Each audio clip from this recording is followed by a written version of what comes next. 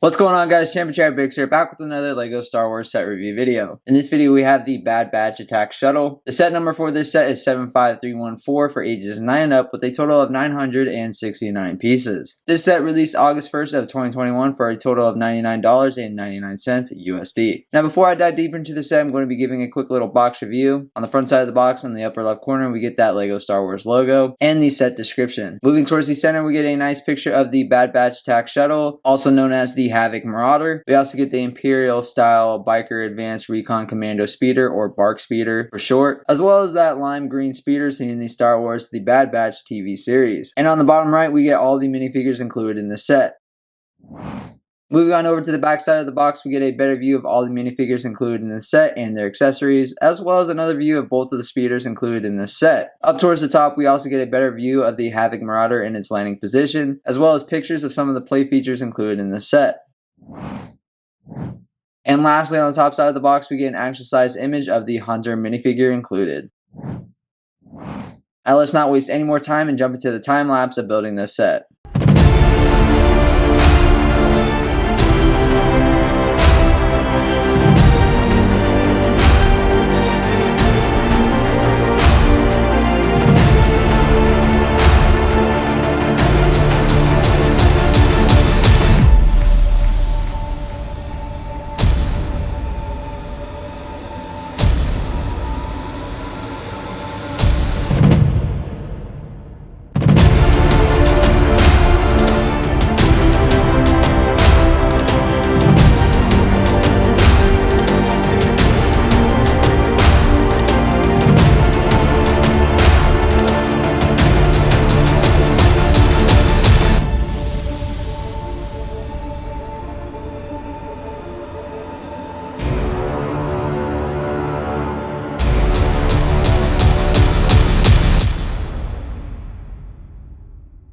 Now that we have the set completed build, let's jump into the minifigures that are included in the set. The first minifigure included in the set is going to be Clone Trooper Hunter. With the helmet removed, this figure comes with its own hairpiece and an amazing face print for the character Hunter, as seen in the Bad Batch show. This figure comes with a dual-sided face printing, giving us an alternative face print as well for Hunter. As you can see, we also get Hunter's unique Clone Trooper armor printing on the front of the helmet, torso, and leg piece. This figure does not come with any side printing, just the dark pearl gray arms. Moving on over to the back side, this figure also comes with a back printing of Hunter's backpack on the back torso piece. Lastly, this figure does come with Hunter's small blade as seen in the show. The next minifigure included in this set is going to be Clone Trooper Wrecker. With the helmet removed, we get a very unique head printing of Wrecker's face. With the shoulder armor removed, we get a nice printing of Wrecker's clone armor on the front of the helmet, torso, and leg piece. With the shoulder armor back on the figure, we also get a unique print of Wrecker's clone armor on this shoulder piece. This figure does not include any side printing. However, we get the Bad Batch logo printed on the side of the shoulder armor piece. Moving on over to the back side, with the shoulder armor removed, we get Wrecker's backpack and armor printed on the back side of the torso piece. Lastly, this figure does come with a blaster accessory piece. The next minifigure included in this set is going to be Clone Trooper Tech. With the helmet removed, this figure also comes with Tech's hair accessory piece as well as Tech's unique face printing. This figure does come with a dual-sided face print, giving us an alternative option for Tech. With the helmet back on this figure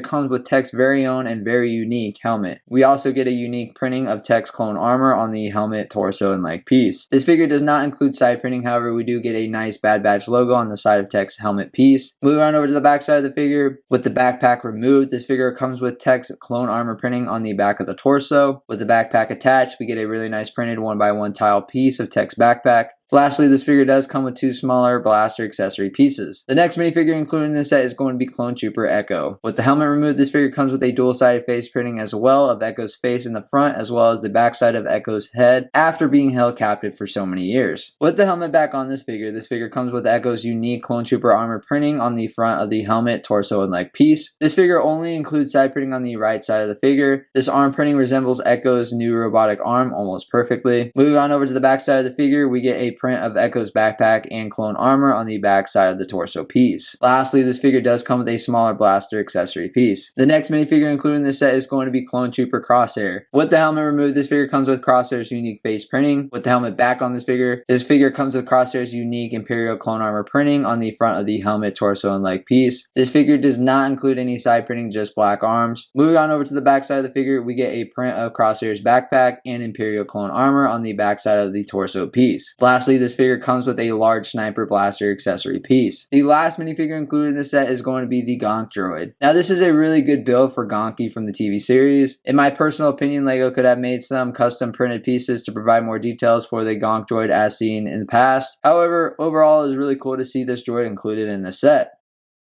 Moving on over to the main builds. These builds took me around 2 hours and 30 minutes to complete the build. This set comes with quite a few really good play features. Starting off with the lime green speeder included. This speeder is really cool and simple build for a speeder. Starting off on the back of the speeder, the first play feature is a small clip piece where we are able to clip a blaster onto for storage. Moving towards the front or center of the speeder. The next play feature is that we are able to adjust the handlebars forward in order to place a figure onto and pilot the speeder. Moving on to the bark speeder, we are able to move both of the control handles forward in order to place our crosshair minifigure onto and pilot the speeder. Lastly, up towards the front, the speeder has 2 built-in stud shooters that when used correctly, we are able to shoot LEGO stud pieces at the enemy. Overall, a really good bark speeder design and build. The Havoc Marauder has quite a few play features included. Starting off with the wings, both of the side wings are able to adjust down for flight mode and are able to adjust back up for landing mode. The next play feature is going to be located at the center of the build. Pulling up from the cockpit, we are able to pull the roof of both the cockpit and the center of the build, giving us full access to the interior of the shuttle. Once inside, we are able to place 2 figures in the cockpit area of the build. Moving towards the center, there's a hidden compartment that we are able to access by pulling up on this little section in the center where we are able to pull out a LEGO shelf. Once this LEGO shelf is out, we can place and store our extra weapons inside and lock the shelf build back into place by pulling this tab section back down. Lastly, in the center area, we can store our Gonk droid figure inside the Marauder and drop both the roof of the center area and the roof of the cockpit back into place. Moving on towards the bottom of the shuttle, there are 2 built-in flick fire missile pieces that when pressed correctly can shoot flick fire missile pieces at the enemy. Lastly, towards the back of the Marauder, we get the rear cannons and the engines. The rear cannon is mainly just for detail, but the 4 flaps for the engines are able to adjust up and down for the perfect adjustment for the Marauder. Some of the printed pieces included in this set, other than on the minifigures, are going to be located on the Havoc Marauder itself. For starters, the main cockpit piece or windscreen is actually an entirely unique printed piece for this set. The last printed piece included is going to be located inside the cockpit area where we get a control console piece containing the control switches for the shuttle. Now this set does include a lot of sticker pieces. Starting on the smaller lime green speeder, up towards the front and towards the center, we get 2 stickers containing just extra detailing for the speeder. Moving on over to the bark speeder, up towards the front, we just get a black square to give it that Imperial style look. Towards the back of the speeder, we get 3 stickers on the back slope piece that also provides just more detailing of the speeder and the Imperial colorway. Moving on over to the Havoc Marauder, in the center interior section, there are 2 different poster looking stickers. One is a picture of a Clone Trooper Special Ops helmet, and the second sticker is a picture of a Venator and a droid warship. Lastly, on the back side of the Marauder, all 4 flaps for the engines contain sticker pieces, providing just extra detailing for the shuttle. My overall opinion is that this definitely is a set that you did not want to miss out on getting if you are a true LEGO Star Wars Clone Wars fan. Starting off with the figures, I personally love the figure selection for the set. Getting the entire Bad Batch besides Omega is just incredible to see for a LEGO set. Each figure has its own unique printing on the armor, face printing, and even their own unique helmets. And Gonky definitely was a much needed figure to include with the shuttle. Moving on to the builds, the small lime speeder was nice to include, but I think it was super cool to get an Imperial style bark speeder. It is very similar to previous designs, which in my opinion is perfectly fine, as I personally really like the design for a LEGO set. Now before this set released, there was a lot of hate on the Havoc Marauder. However, I absolutely love this ship and think it is a perfect design for a play set. There are just so many incredible play features and unique designs included in this build, while still providing the ship's overall look and shape. If I were to change anything, going back to the figures, I really wish that LEGO included Crosshair in his normal Bad Batch clone armor versus the Imperial clone armor. Don't get me wrong, the Imperial clone armor design looks great, but missing out on Crosshair in his normal armor design was just a huge loss as a collector. It would have been so cool to have been able to complete the entire Clone Force 99. The one and only thing I would change on the Marauder is going to be that center fin. To me, having one side with LEGO studs and the other being non-stud looks really weird and poorly designed in my opinion. I really wish the LEGO designers could have figured out a way to make both sides similar to each other. Regardless, this is such an iconic LEGO Star Wars Clone Wars set for Clone Force 99, also known as the Bad Batch. Getting such an incredible figure selection, 2 speeders, and the Havoc Marauder all in one set for only $100 is just incredible as a fan